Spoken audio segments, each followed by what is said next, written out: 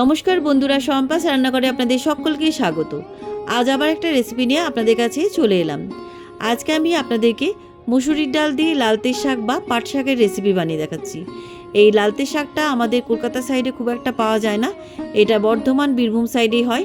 আমি ওখান থেকেই এনেছি। আপনারা যদি এখানে পেয়ে যান তো ভালো, না পেলে আপনারা যে পাট শাক পাওয়া যায় আমাদের এখানে সেটা দিয়েও আপনারা এই রেসিপিটা বানাতে পারেন।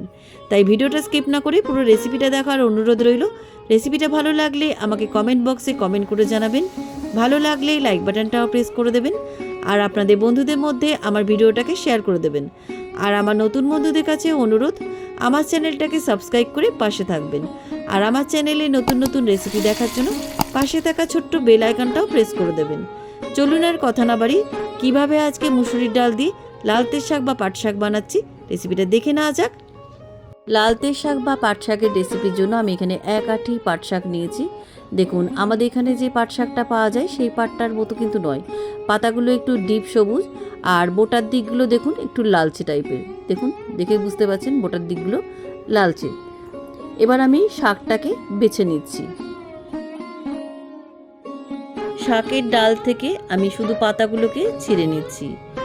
এইভাবে প্রত্যেকটা শাকের ডাল থেকে আমি পাতাগুলোকে বেছে নিচ্ছি, আর পোকা পাতাগুলোকে ফেলে দিচ্ছি।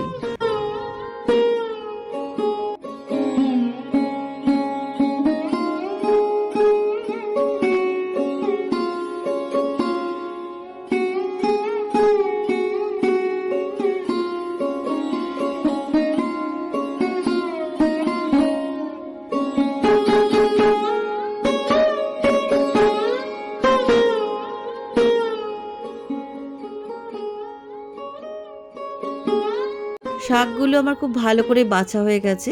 দেখুন, পরিষ্কার করে বেছে নিয়েছি। এবার এটাকে ধুয়ে রাখবো। তার আগে আমি মুসুরির ডালটাকে ধুয়ে রাখছি। এখানে আমি হাফ বাটি মুসুরির ডাল নিয়েছি। এবার মুসুরির ডালটাকে জল দিয়ে ভালো করে ধুয়ে রাখছি।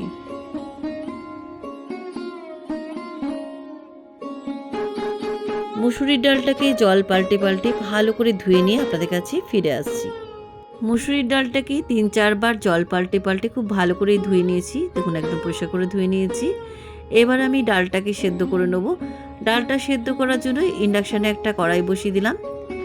কড়াইটা গরম হয়ে যাওয়ার পর কড়াইয়ের মধ্যে আমি দিয়ে দিচ্ছি 1 টেবিল চামচ সর্ষের তেল। তেলটা ভালোভাবে গরম হয়ে গেছে। এবার এই তেলের মধ্যে দিয়ে দিচ্ছি একটা মিডিয়াম সাইজে পাতলা করে কাটা পেঁয়াজ কুচি, আর দিয়ে দিলাম 4টে চেরা কাঁচা লঙ্কা। এবার পেঁয়াজ আর কাঁচা লঙ্কা তেলের মধ্যে আমি হালকা ব্রাউন করে ভেজে নিচ্ছি। পেঁয়াজ কুচিগুলো আমার হালকা ব্রাউন করে ভাজা হয়ে গেছে। এবার আমি এর মধ্যে আগে থেকে ধুয়ে রাখা মসুর ডালটা দিয়ে দিলাম। এবার এই ডালের মধ্যে দিয়ে দিচ্ছি 1 চামচ হলুদ গুঁড়ো, আর দিয়ে দিচ্ছি এর মধ্যে 1 চামচ জিরে গুঁড়ো। এবার আমি এর মধ্যে দিয়ে দিচ্ছি পরিমাণ মতন লবণ। লবণটা বুঝে দেবেন, কারণ এর ভেতরে শাকটাও পড়বে। এবার সমস্ত উপকরণ ডালের মধ্যে খুব ভালো করে মিশিয়ে 2 মিনিট ভেজে নিচ্ছি। মুসুরির ডালটা 2 মিনিট ভেজে নেওয়ার পর আমি এর মধ্যে দিয়ে দিচ্ছি পরিমাণ মতন জল। আমি এখানে 2 গ্লাস মতো জল দিলাম।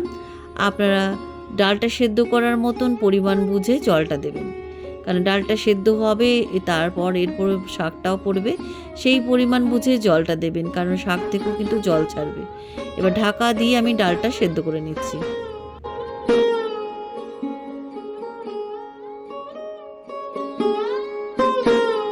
যেহেতু আমি মুসুরির ডালটাকে ভালো করে জল দিয়ে ধুয়ে জলে ভিজিয়ে রেখেছিলাম, এভাবে ভিজিয়ে রাখলে ডালটা তাড়াতাড়ি সেদ্ধ হয়ে যায়। 10-12 মিনিট পরে ঢাকাটা খুলে নিলাম। ডালটা কিন্তু আমার সেদ্ধ হয়ে গেছে, তবে খেয়াল রাখবেন ডালটা যাতে একেবারেই গলে না যায়। এবার এই ডালের মধ্যে আগে থেকেই ভালো করে ধুয়ে রাখা পাট শাকটা দিয়ে দিলাম। পাট শাকটাকে খুব ভালো করে ধুয়ে নেবেন, কারণ পাট শাকের মধ্যে অনেক পোকামাকড় থাকে। তাই জল দিয়ে কিন্তু খুব ভালো করে ধুয়ে নেওয়ার পর ডালের সাথে মেশাবেন। ডালের মধ্যে খুব ভালো করে পাট শাকটা মিশিয়ে দিচ্ছি। ডালের মধ্যে পাট শাকটা খুব ভালো করে মিশিয়ে দিলাম। এবার আমি ঢাকা দিয়ে 10 মিনিট শাকটাকে সেদ্ধ করে নিচ্ছি। 10 মিনিট পরে ঢাকনাটা খুলে নিলাম। ডালের মধ্যে শাকগুলো কিন্তু সেদ্ধ হয়ে গেছে। স্বাদটা ব্যালেন্স রাখার জন্য আমি এর মধ্যে দিয়ে দিচ্ছি 1 টিস্পুন চিনি। যে কোনো শাকে অল্প একটু চিনি দিলে স্বাদটা ব্যালেন্স থাকে আর খেতেও কিন্তু ভালো লাগে। ডাল আর শাকের মধ্যে চিনিটা ভালোভাবে মিশে যাওয়ার পর আমি ইন্ডাকশানে সুইচ অফ করে নামিয়ে আমি ইন্ডাকশানে আবার একটা ছোট কড়াই বসিয়ে দিলাম। কড়াইটা গরম হয়ে যাওয়ার পর কড়াইয়ের মধ্যে আমি দিয়ে দিচ্ছি 1 টেবিল চামচ সর্ষের তেল। তেলটা ভালোভাবে গরম হয়ে যাওয়ার পর তেলের মধ্যে দিয়ে দিচ্ছি 1/2 টিস্পুন গোটা জিরে আর দিয়ে দিচ্ছি এর মধ্যে 2 শুকনো লঙ্কা। ফোড়নটা একটু তেলের মধ্যে ভেজে নিচ্ছি। ফোড়নের সুন্দর গন্ধ বেরিয়ে গেছে। এবার আমি এর মধ্যে 8-10 কোয়া পাতলা করে কাটা রসুন কুচি দিয়ে দিলাম। রসুন কুচিগুলো ফোড়নের মধ্যে কিছুক্ষণ ভেজে নিচ্ছি। ফোড়নের মধ্যে রসুন কুচিগুলো একটু লাল লাল করে ভেজে নেওয়ার পর আমি ইন্ডাকশান থেকে নামিয়ে ডালের মধ্যে ফোড়নটা ঢেলে দিচ্ছি। ফোড়নটা দিয়ে দিলাম। এবার ডালের মধ্যে খুব ভালো করে মিশিয়ে দিচ্ছি। রান্নাটা আমার কমপ্লিট। এবার একটা সার্ভিং বলে আমি মসুর ডাল দিয়ে পাট শাকের রেসিপি সার্ভ করলাম। কেমন লাগলো আজকের এই মসুর ডাল দিয়ে পাট শাকের রেসিপি? আপনারাও বাড়িতে এইভাবে একবার মসুর ডাল দিয়ে পাট শাক রান্না করে খেয়ে দেখুন। যে কোনো ভাজার সাথে ভাত দিয়ে এই ডাল অসাধারণ লাগে। রেসিপিটা একবার হলেও ট্রাই করার অনুরোধ রইল। রেসিপিটা কেমন লাগলো আমাকে কমেন্ট করে জানাতে ভুলবেন না। ভালো লাগলে লাইক বাটনটাও প্রেস করে দেবেন আর আপনাদের বন্ধুদের মধ্যে আমার ভিডিওটাকে শেয়ার করে দেবেন। আর আমার নতুন বন্ধুদের কাছে অনুরোধ, আমার চ্যানেলটাকে সাবস্ক্রাইব করে পাশে থাকবেন।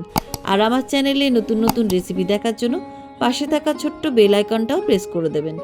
আজ তাহলে চলি, আবার একটা নতুন দিনে নতুন রেসিপি নিয়ে আপনাদের কাছে চলে আসব। সবাই ভালো থাকবেন, সুস্থ থাকবেন। ধন্যবাদ।